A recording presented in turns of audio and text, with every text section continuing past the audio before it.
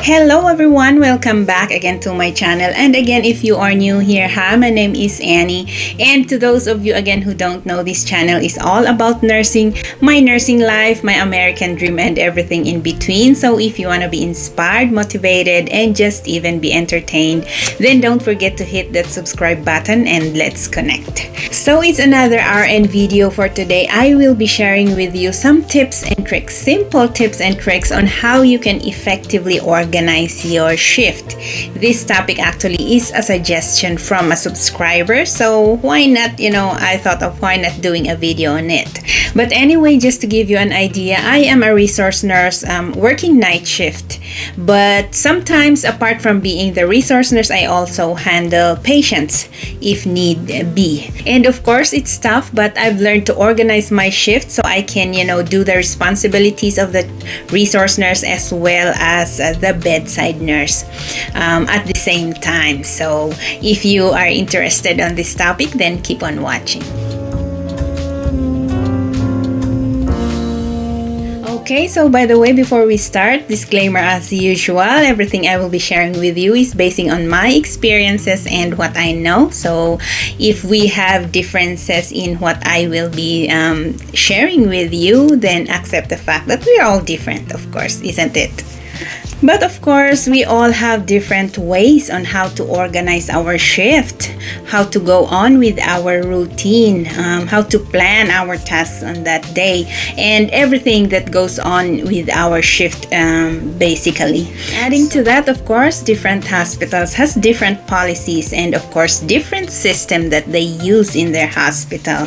And apart from that, of course, different hospitals has different policy on nurse-patient ratio, the patient acuity. It also counts if who are you working with, or perhaps sometimes who is the provider or who are your CNAs. It takes a big difference if the people you are working with on your shift are the people that you go along with in your unit, isn't it? Of course, if you will be working with somebody who you don't get along well with, then that makes a big difference, isn't it? Do you agree with me on this? I also would like to know your thoughts about this. You can put your answers on the comments below so I can also read those. However, whatever differences we have, may it be personal, organizational differences. Oh my gosh, my son is here. Hi. However, the good thing with night shift is, and I think all night shift nurses will agree with me on this, that in night shift, at least there are not so many people around, there are not so many family members around, especially because, sometimes you're not actually busy with the patient, you're more busy with the family, but we can't blame them actually because, of course, they are also stressed out with their families in the hospital, isn't it? Of course, if we were also will be in their position, then we might as well be the same like that, isn't it? But yeah, in night shift, there are not so many family members around, not so many people running here and there, which actually makes it seem more busy because of the people around. So in night shift, it's just the nurses and the patients, especially after visiting time, after visiting hours. Like for example, in our hospital at 9 o'clock, at 8:30, they will be announcing that the visiting time is like this and that. So every family member or every visitor, can you just kindly exit the unit for the patient to rest? Something like that. So by 9 o'clock, then there would not be any visitors if not, necessary for them to stay. But anyway, so I get to work about 15 or 20 minutes before 7 o'clock because, of course, 7 o'clock will be the start of the duty. So at least I think that is very important because at least you can, physically, mentally, or even emotionally prepare yourself for the 12-hour shift ahead, isn't it? And sometimes some nurses actually spend that time to go over the patients or their their assignment on that shift. So at least they have an idea about what's going on with their patients at least. And then comes huddle. It's just like a brief overview by the outgoing charge nurse about the patients on the floor, or actually about the unit, or if there are new policies, new circulars that are going on, those kinds of things. So while the outgoing charge nurse will tell you about the patients or about the unit, what's going on in the floor, then you can mentally actually prepare. If you have patients, for example, for me, if I have assignments, if I have 2 or 3 patients, then while she will be going over that, I will have the mental preparation that I will be starting on my mind. So because if you will be starting to prepare yourself mentally for the patients that you have, then of course after the huddle, which patient you have to go see first, or which patient you have to watch out for, all those things. Of course, sometimes, if there are patients who are, especially there are high fall risk patients, like they are on restraints, or patients who are trying to get up. Oh my gosh, we have a lot of patients like that, especially the confused, the elderly patients. Those patients are high fall risk. So of course, those perhaps would be the first patients that you will go and see. And with the initial encounter that you have with the patient during handover by the outgoing nurse, at least you have a an idea, depending on their diagnosis and presenting problems, then you have an idea which system will you be focusing your assessment to, isn't it?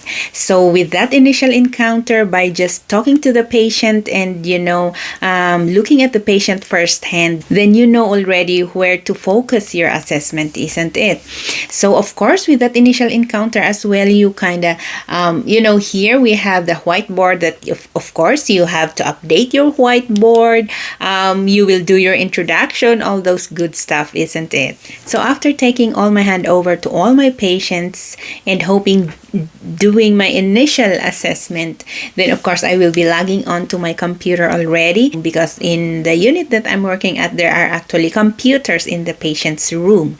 So if the outgoing nurse already left, then I can log in, then start my documentation. And of course, more importantly, I have to write down all my medications, at least the 9 p.m., the first set of medications that I have to give at 9 o'clock. I will be writing all those down, the blood sugar checks, and of course I will be noting all the vital signs. And of course, as expected, at 8 o'clock, the CNAs already have done their vital signs, or at least if not, then they have already started. So at least you can see the vital signs.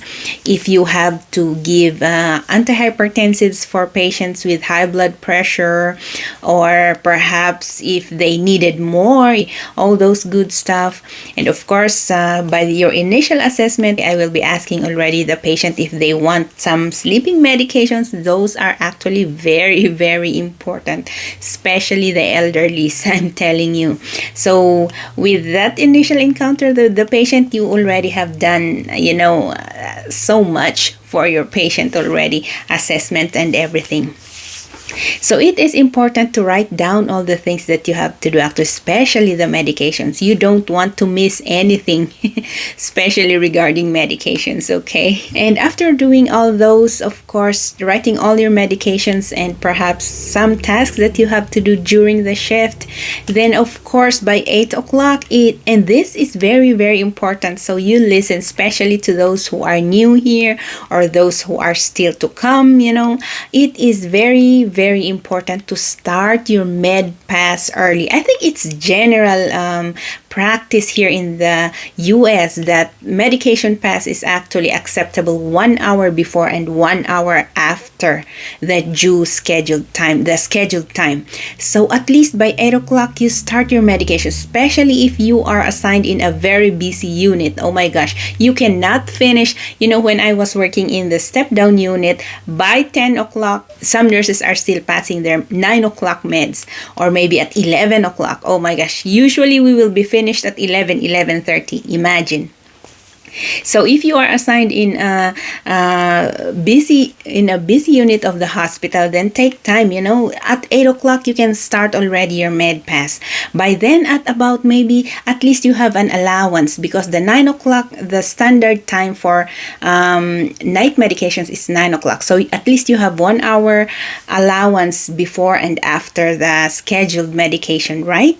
So that's an important thing you have to consider. Start your med pass early. Because one more thing, of course, you have to know your vital signs, your patient's vital signs. So at least you have to know which patient first you have to give their medications. Like if, for example, as I've said earlier, if the blood pressure is way too high, of course you have to manage that first before, or some patients are asking for medications, they're already screaming there for pain medications, then of course you have to attend to those first, right?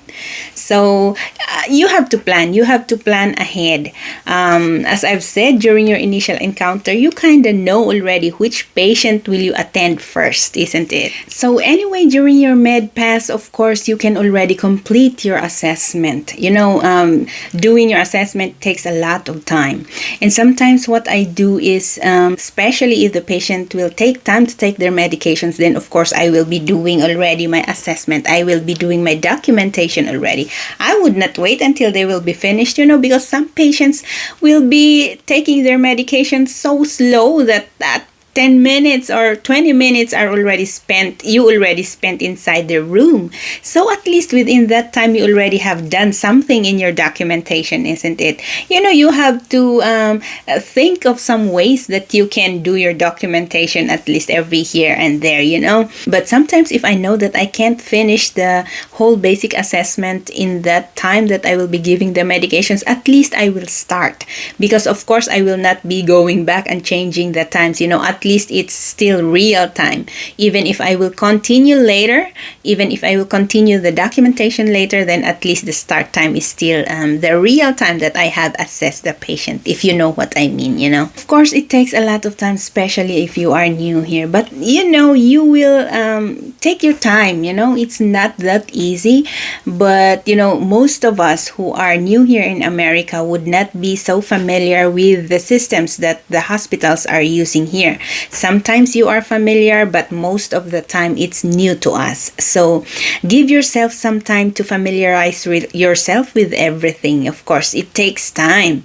Maybe if you are new, of course, sometimes you will go home late because of your documentation, or sometimes you feel like, oh my gosh, you are so tired. But, don't stress yourself with everything. You will be more stressed if you will just be thinking that, oh my gosh, I'm so late, I'm not be going home. I will not be going home early.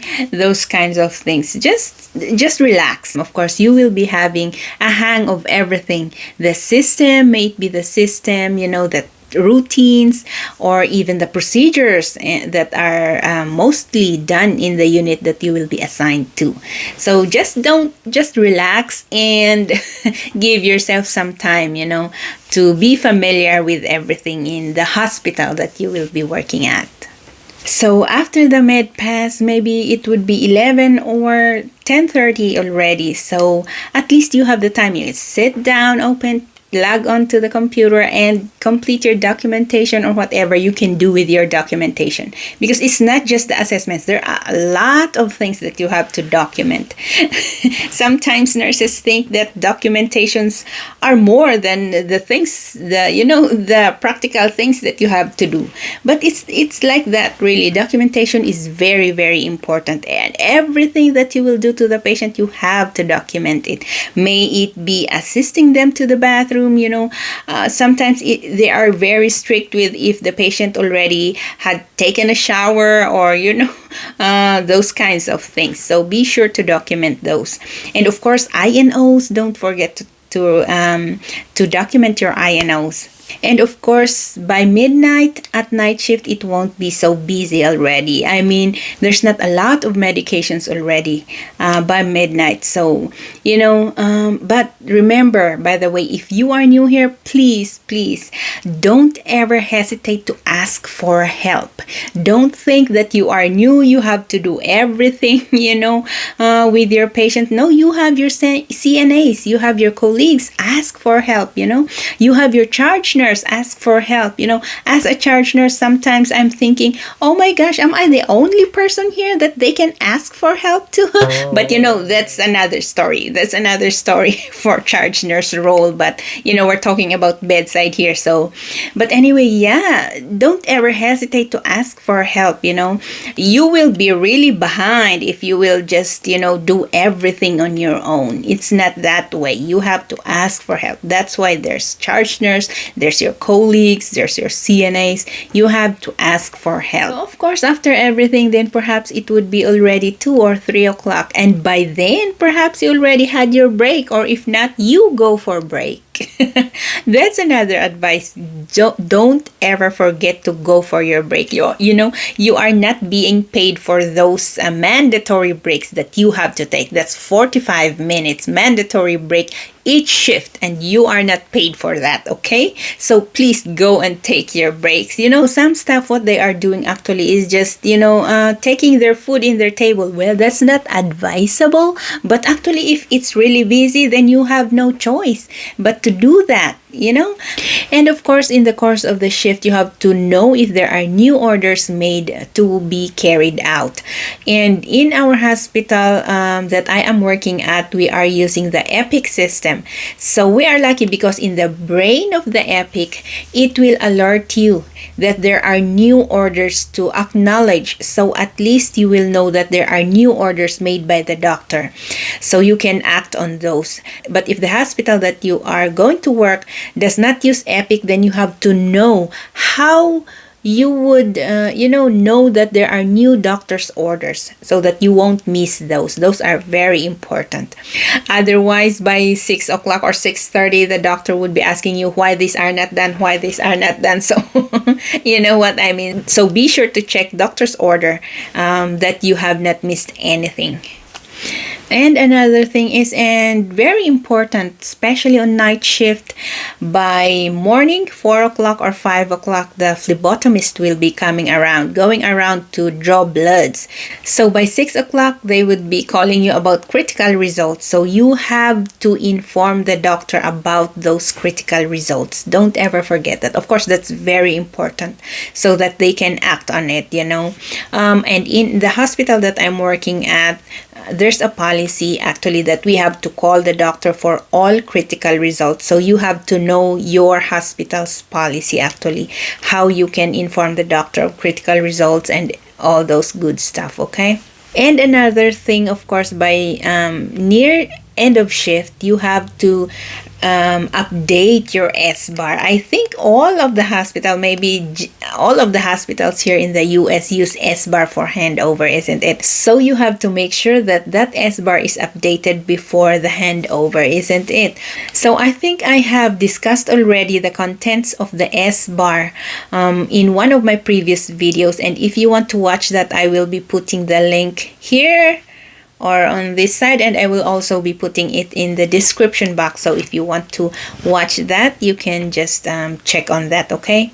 So yeah, just don't forget to update your S-bar, because some nurses actually not all though, but some nurses gets mad if why this is not updated, why this is not updated. You know what I mean? We are not all the same, so you can expect those things once in a while.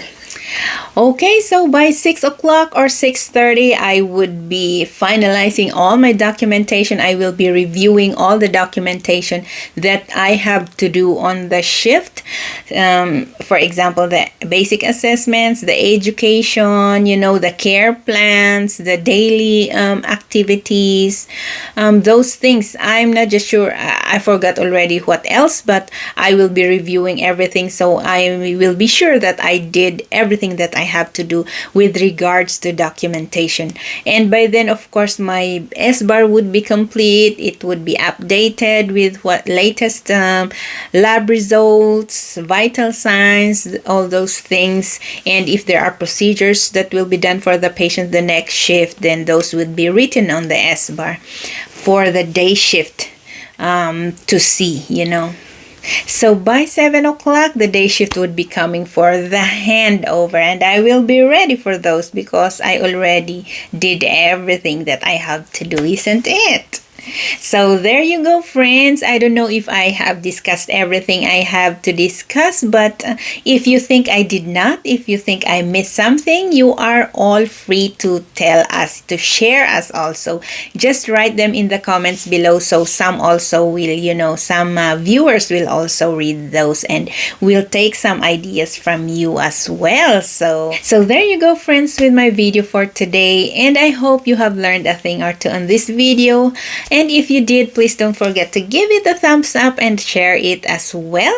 And for those who haven't yet, please do hit that subscribe button and let's connect. So see you again, friends, on my next video, and bye-bye.